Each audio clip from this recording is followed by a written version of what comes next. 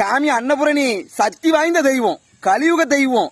இந்த கலியுகத்துல இந்த மாதிரி சாமியை நான் இதுவரைக்கும் நான் பார்த்ததே இல்லை. அந்த அளவுக்கு சக்தி வாய்ந்த தெய்வம், பூமியில நமக்காக நடமாடும் தெய்வம் அன்னபூரணி. முக்கிய எந்த வாழ்க்கையில எந்த பிரச்சனை இருந்தாலும் உடனே தீர்த்து தரக்கூடிய தெய்வம் அன்னபூரணி. முக்கியமா சொல்ல போனோம்னா இல்லற வாழ்க்கையில உள்ள பிரச்சனைய சொல்லிட்டு அம்மா பாதத்துல போய் சரணம் அடைஞ்சியன்னா அன்னபூரணி தாய் பாதத்துல உடனே கிளியர் பண்ணி தந்துருவா. ஏன்னா நம்ம சாமி அன்னபூரணிக்கு சர்வீஸ் கொஞ்சம் இந்த இதுல அதிகம். 4 கல்யாணமும் 3 மூச்சிருக்கு.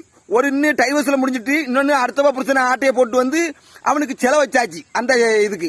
இப்ப 3வது ஒரு கல்யாணம் மூஞ்சிருக்கு. நம்ம சாமி இது வரைக்கும் ஒத்தையில் தரிசனம் கொடுத்துட்டு இருந்தது. இது இன்னையில இருந்து ஜோடியா தரிசனம் கொடுக்க போகுது. இதால நாடு முன்னேற்ற பாதைக்கு போகுது.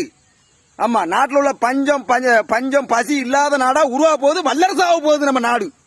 ஆமா, நம்ம அன்னபூரணி தாயால நாட்டுல இல்ல விவசாயம் செழிக்க போகுது. விவசாயம் கோடீஸ்வரர் ஆக போறாங்க. அதான் மழையே பெய்ய மாட்டேங்குது.